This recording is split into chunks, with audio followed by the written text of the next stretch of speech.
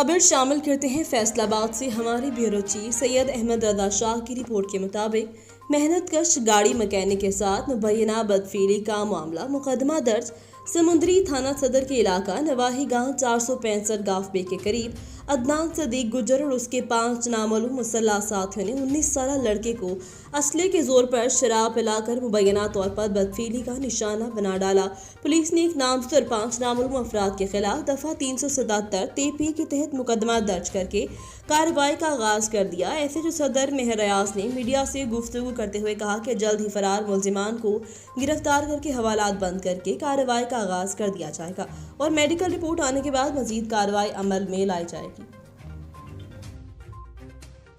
मेरे गाड़ी का जब बोनट खोला तो उन्होंने मुझे ज़बरदस्ती पकड़ के उन्होंने सबसे पहले तो एक ब्रश निकाला, उसके बाद मेरे